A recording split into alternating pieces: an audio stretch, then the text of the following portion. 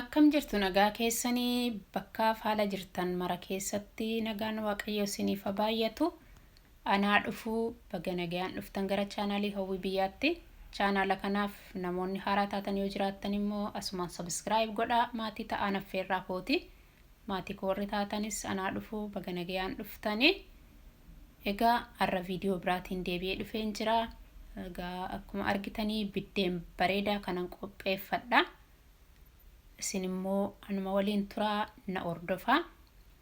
Egaa wanti hin jedhin darbuu hin barbaanne warrooti yeroo hedduu share naaf gochuudhaan yaada keessan naaf qooduudhaan like gochuudhaan warrooti na jajjabeessitanii hedduu galatoomaan isiniin jedhaa asumaan isiniin galateeffatiin darbuu hin barbaadu galatooma.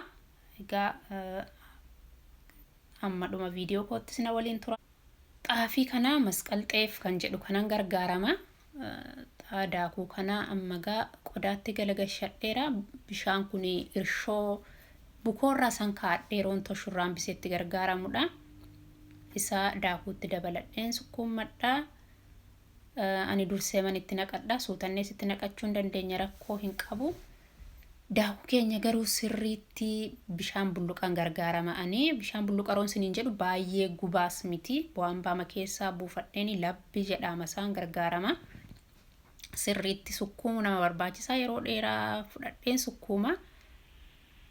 Sirriitti erga sukkuumeen booddee amma akka kanatti sukkuumadhee sirreeffadheera.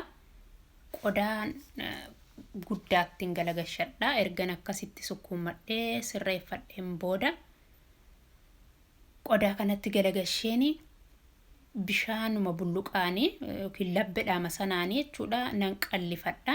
Baay'een qallisa yoo qallisee kaa'ee rakkoo hin qabu yoo furdate garuu isuma kana bishaanuma kanarraa calaleen ittiin toshadha waan ta'eef baay'ee qalliseen kaa'a.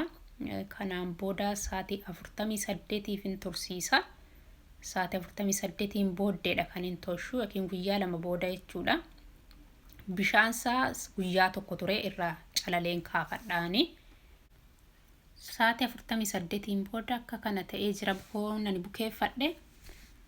Amma gaa toshachuufini nan sirreeffadhe irra isaa keessaa kaafadha kana.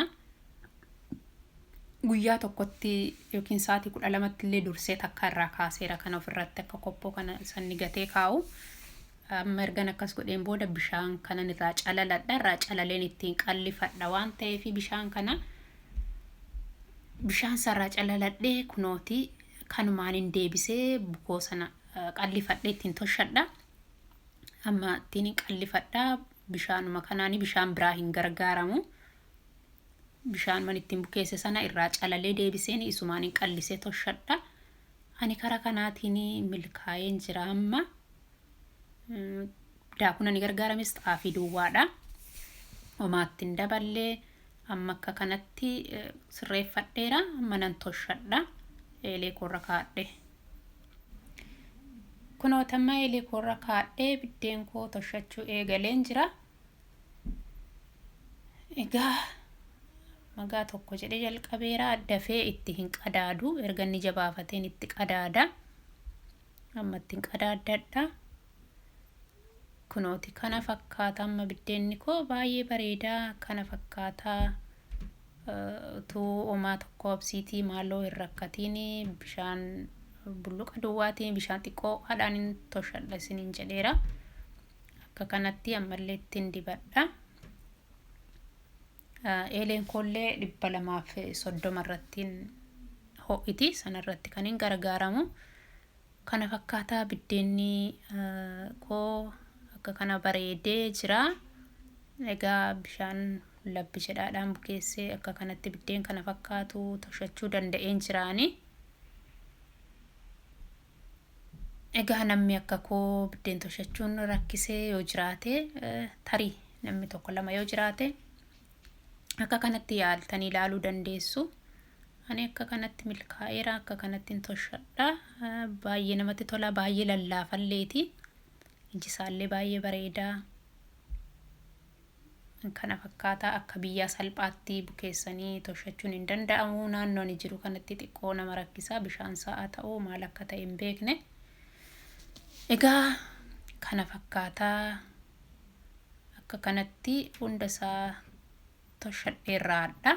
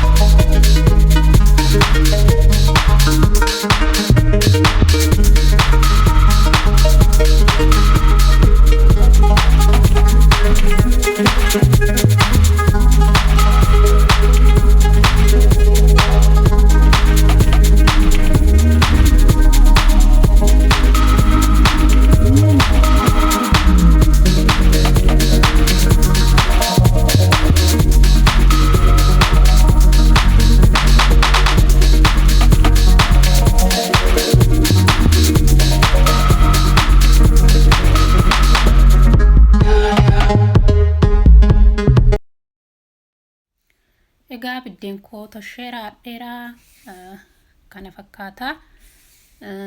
yeroo hedduu biddeen toshachuun baay'ee na rakkisa ture ani naannoon jiru kanatti sababa kanarraan kan ka'ee inayyaala absiitiidhaan nayyaala naaf milkaa'uu hin dandeenye ani bishaan bulluqaan qopheeffadheen amma kanin akka kanatti biddeen koo ta'een nan toshachuu danda'e kana fakkaataa namni akka koo biddeen isaa toshachuu rakkisee yoo jiraate nama tokko fayyadu yoo danda'e yaada jedhurraani egaa viidiyoon koo arraa kana fakkaataa turte ammaatti na waliin turtaniif hedduu galatooma torban kun torban nagaa isiniif haa ta'u yoo isinitti tolee jiraate immoo like share subscribe gochuu hin dagatinaa viidiyoo biraatiin amma walitti deebinutti nagaan naaf tura.